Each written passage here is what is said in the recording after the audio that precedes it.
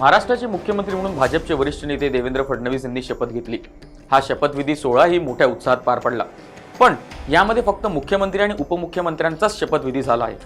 असे असताना आता नव्या सरकारच्या मंत्रिमंडळ विस्ताराचा अखेर ठरल्याची माहिती समोर आली आहे। या नव्या सरकारचा मंत्रिमंडळ विस्तार 14 तारखेला होणार असल्याचं सांगण्यात येत आहे। नमस्कार, मी धवल, देशोन्नतीमध्ये आपलं स्वागत। राज्याचा मंत्रिमंडळाचा विस्तार 14 डिसेंबरला होणार असल्याची सूत्रांची माहिती आहे। दिल्लीत काल झालेल्या बैठकीत मंत्रिपदाच्या नावावर शिक्कामोर्तब झाला।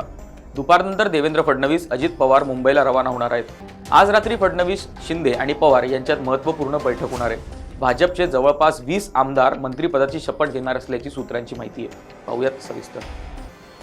महाराष्ट्र विधानसभेचं हिवाळी अधिवेशन सोमवारी 16 डिसेंबरपासून नागपुरात सुरू होत आहे। याआधी मुख्यमंत्री देवेंद्र फडणवीस यांच्या नेतृत्वाखालील राज्यातील नव्या महायुती सरकारच्या मंत्रिमंडळाचा विस्तार करण्याचा प्रस्ताव आहे। एकनाथ शिंदे यांची शिवसेना गृहमंत्रालयाची मागणी सोडायला तयार नाही, तर भाजप त्यांना गृहमंत्रालयाऐवजी नगरविकास खाते देण्यास तयार आहे। असं असताना आता ही महत्त्वाची माहिती समोर आलेली आहे की येत्या 14 डिसेंबरला राज्य मंत्रिमंडळाचा विस्तार होईल। अमित शहांसोबतच्या बैठकीत महायुतीने मंत्रिमंडळाच्या विस्तारासाठी तारीख निश्चित केल्याचं बोललं जातं। यावेळी भाजप, शिवसेना आणि राष्ट्रवादी यांना कोणकोणती खाते मिळणार यावर देखील शिक्कामोर्तब करण्यात आल्याची सूत्रांची माहिती आहे। भाजपला 22, शिंदे सेनेला 12 आणि अजित पवार गटाला 9 मंत्रिपदे दिली जाऊ शकतात। विधान परिषदेच्या आमदारांना मंत्रिपद दिलं जाणार नाही, याबाबत तिन्ही पक्षांमध्ये सध्या तरी एकमत आहे। मात्र 1-2 वजनदार विधान परिषद सदस्यांबाबत ऐनवेळी अपवाद केला जाऊ शकतो। जुन्या मंत्र्यांपैकी एका-दोघांना धक्का दिला जाऊ शकतो असं देखील सूत्रांकडून कळत आहे।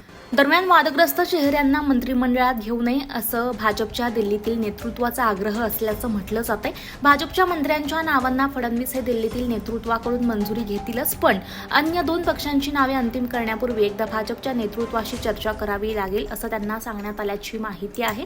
मुख्यमंत्रीपदी देवेंद्र फडणवीस हे विराजमान झाले, तर उपमुख्यमंत्री म्हणून अजित पवार आणि एकनाथ शिंदे यांनी शपथ घेतली आहे। यानंतर लगेचच मंत्रिमंडळ विस्तार होईल अशी शक्यता वर्तवली जात होती।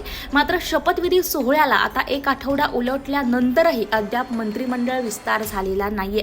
त्यातच सध्या महायुतीमध्ये अनेक बैठका पार पडताना दिसत आहेत आणि याच पार्श्वभूमीवर महाराष्ट्र विधिमंडळाचा हिवाळी अधिवेशन देखील सुरू होते। त्यामुळे हे होण्यापूर्वी 14 डिसेंबरला मंत्रिमंडळ विस्तार होणार असल्याचं म्हटलं जात आहे। याचबाबत अधिक अपडेट्स आणि ताज्या बातम्या जाणून घेण्यासाठी देशोन्नतीला फॉलो करायला विसरू नका आणि पाहत रहा देशोन्नती।